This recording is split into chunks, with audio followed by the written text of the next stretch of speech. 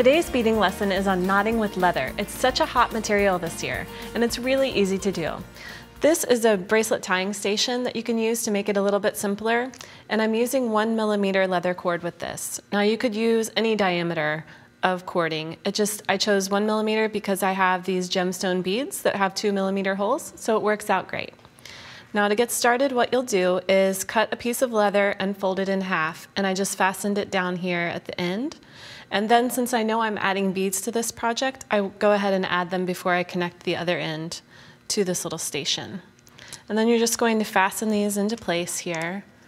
And what's helpful about this is, a lot of times when you're doing macrame knotting, you can do it on a board where you just pin it down. This also has the ruler here and it's adjustable, so it gives you some more options and frees your hands too for the tying.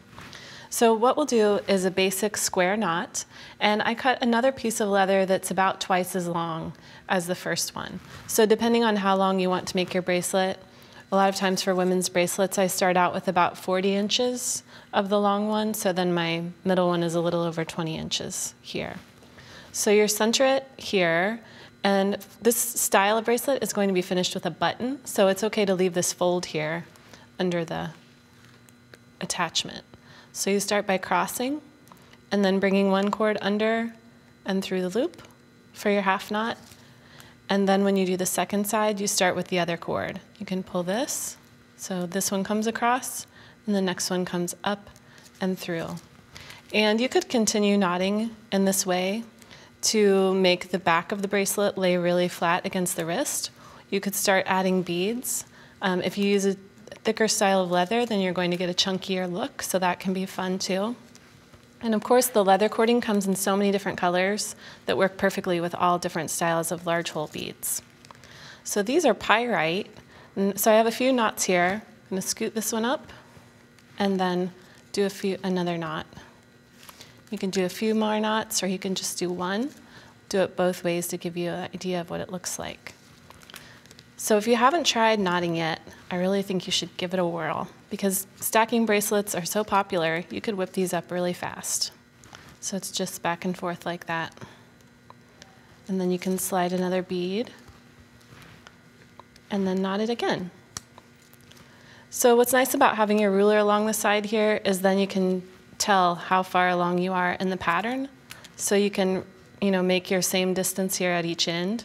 Also, this lets you know how long to make your bracelet, but you do want to keep in mind your clasp. So there are all kinds of clasps that you can either glue and go by attaching it onto the end, but let me show you how to do the button closure. So I'll just move this out of the way and bring my other piece.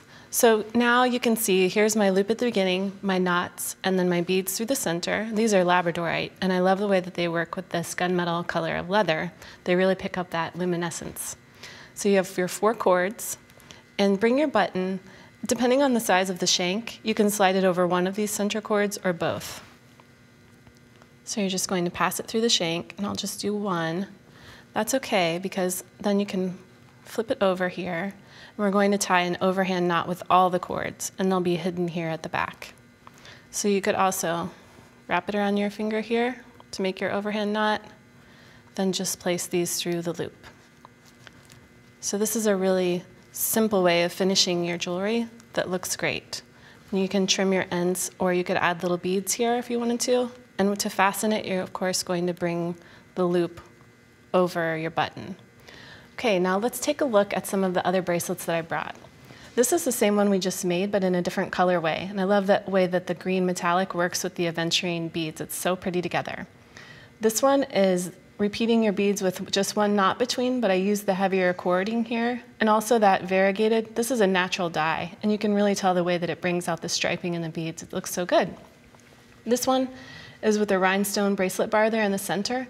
This is a little different, and this works well in the tying station because you have to knot a while, then slide this up, and then knot the other side. And this bail on the back here doesn't accommodate all of your cording, so the station makes it easy to just add a new cord and keep knotting. This one here is an example of using this together with other materials. So I created this knotted section, but then I also attached the braiding with wire wrapping. You can see it here at the end where it's attached with just a coil that I made, and then I added some chain. So this is creating the look of a stack, but it's just the one bracelet. Let me take it off of here so you can see.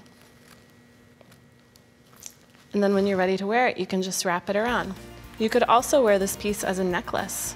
So this is another idea of how to use the knotting in your jewelry making.